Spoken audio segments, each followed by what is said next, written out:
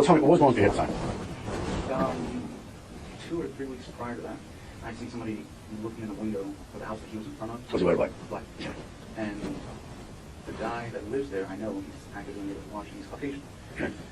The guy, the suspicious looking guy, went up to the house. I was walking my dog around the neighborhood, and he walked up to the house, and he was smoking.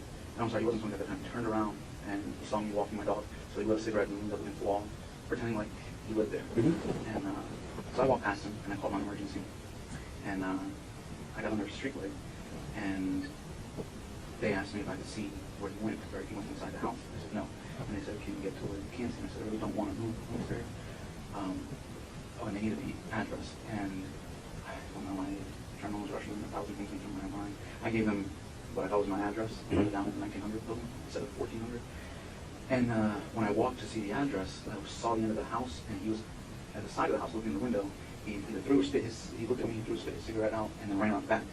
So I told non-emergency, I think it was still non-emergency at the time, that, you know, I don't know where you guys are coming from, but he's around back. And I don't know where he went. And I stayed in front of the house where the streetlight was. And I waited. Then it hit me. The police came and drove past me. And then is when it hit me that I gave him what I thought was my address instead of that address. So I called back and I said, the correct address. The police officer came back. I didn't even see because the house was completely dark. The window was open. So, and the front door was unlocked. The police later told me the front door was unlocked. All the windows were open in the house. And the front door was unlocked. The garage was open. So they went in. They cleared the house. So they asked me for the owner's name and phone number. And then they asked me for permission to go inside the house, blah, blah, blah.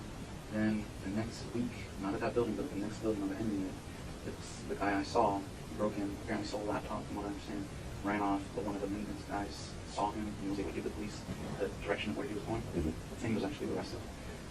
So when I saw him in the same area in front of the guy's house that I know is unsecured, and he was looking into the house, I just thought something doesn't fit right here. And this is the one prior to this one, right? No, I'm sorry. That's why I felt suspicious. Okay. What did you see Trayvon doing that caught you as being suspicious? He was looking at the house intently, and then... What, the same house? The same house that I had called about before. Did he stop? He stopped. In front of the house? He stopped in front of the house, and then I drove. There was a car like backing up, so I slowed down, and then I drove around, and he kept looking at me, and then when I passed him, oh, it was raining. And I said, you know what, he's not walking briskly without the rain. He wasn't, he didn't look like a marathon runner that was active and, you know, the trains in the rain. He was just walking slowly, and I grabbed him, so I walked him. I said, something's off. So that's why I happened.